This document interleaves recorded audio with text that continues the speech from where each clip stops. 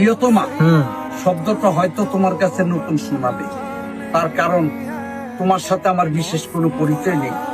প্রথম পরিচয়ে তোমাকে প্রিয়তমা বলে সম্বোধন করার অধিকার আমার নেই, যদিও এটা আমার অনধিকার সম্বোধন, একতরফা মনের অভিলাষ, তথাপি বাস্তব। তুমি তো জানো human life is a drama stage. তার অর্থ হইল মানব জীবনটা একটা রঙ্গমঞ্চ। এই রঙ্গমঞ্চকে রূপ রং রস দিয়ে সাজাতে গেলে অনেক অবাস্তব ঘটনা এসে দেখা দেয়, আর সেই অবাস্তব ঘটনাই মানব জীবনের বাস্তব হয়ে ওঠে। আমার লিপি প্রেরণ তো তদ্রুপ। তুমি বিশ্বাস করো আর না করো, এছাড়া আমার কোনো উপায় ছিল না। প্রেম যদি মানব জীবনের সত্যিকার সম্পদ হয়ে থাকে, তাহলে আমার কোনো অপরাধ নেই। তুমি হয়তো বলতে পারো, যাকে চিনবো না, যাকে জানবো না, যার সঙ্গে কোনোদিন আমার ঠিক মতো কথা হয়নি, তার এই ধরনের চিঠি লেখার কি অর্থ হতে পারে? দেখবি, মানুষের মন অর্থহীন নয়। প্রতিটা পদে, প্রতিটা স্তরে মানুষ অর্থ নিয়ে ঘুরে বেড়ায় ঘূর্ণিপাকের মতো। আমি তোমার কাছে সম্পূর্ণ অপরিচিত হলো, তুমি কিন্তু আমার কাছে অপরিচিত নও।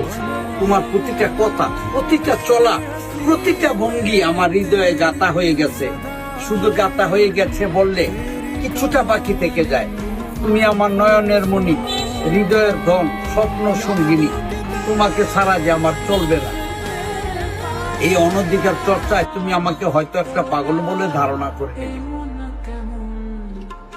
আসলে কি আমি পাগল? না, আমি পাগল নই। এই হৃদয় তন্ত্রীতে যে সুর তুমি জাগিয়ে তুলেছ, তা প্রেমের সুর। প্রেম, প্রণয়, প্রীতি বিধাতার দান। এই সত্যকে অস্বীকার করার মতো কারো অধিকার নেই প্রিয়তম। তখনই আসবে এই কথাটা। বর্তমান সমাজে আমি অর্থহীন, কাঙ্গাল, দিন দরিদ্র বলে পরিচিত। ওই চিরসুন্দর পৃথিবীর বুকে তোমার কাছে আমি একটা দিক দিয়ে অনেক নিচে, সেটা হলো রূপসী বাংলা রূপের সমাজে। তাই ভয় হচ্ছে আমার মতোই দরিদ্রের প্রেম নিবেদন তুমি সুন্দর দৃষ্টিতে গ্রহণ করবে কিনা। হয়তো করবে না, তার কারণ তুমি যেই পরিবেশে প্রতিপালিত, সে স্বর্গীয় সুখ বিসর্জন দিয়ে দোসালা ঘরে বসবাস করার প্রবৃত্তি আমাদের সমাজের অনেক মেয়েরই নেই।